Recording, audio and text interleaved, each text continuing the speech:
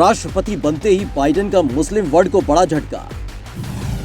UAE को F-35 fighter jets बेचने पर लगाई रोक। सऊदी अरब से आर्म्स डील भी होगी रिव्यू।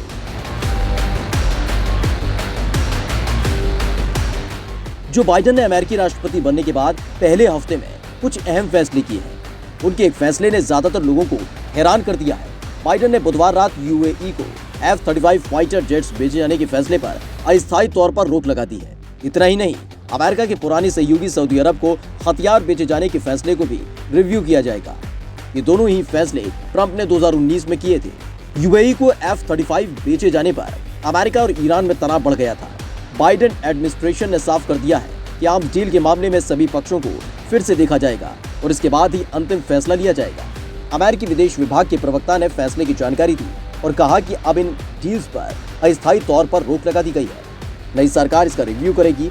माना यह भी जा रहा है कि सऊदी अरब और यूएई यमन में जिस तरह आक्रामक रुख अपना रहे हैं, उससे मानवाधिकारों का हनन हो रहा है और इस फैसले के पीछे दोनों देशों को यही संकेत देना है कि बाइडेन इस मुद्दे पर बेहद गंभीर है।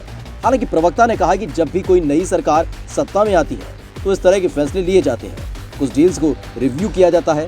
हम चाहते हैं कि ट्रांसपेरेंसी यानी पारदर्शिता बनी रहे। इस मामलों को ना तो तूल देने की जरूरत है और ना ही ज्यादा तवज्जो। ये रूटीन प्रोसेस है। हम चाहते हैं कि हमारे सहयोगियों की सुरक्षा जरूरतों को प्राथमिकता के आधार पर पूरा किया जाए।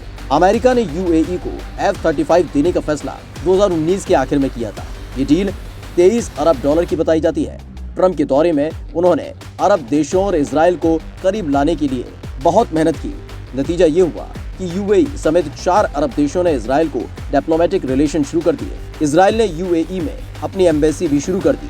माना जा रहा है कि यूएई ने इजराइल और ईरान से खतरे के आधार पर F-35 की डील की थी। बाइडेन एडमिनिस्ट्रेशन को लगता है कि यूएई को अब दोनों देशों से खतरा नहीं है।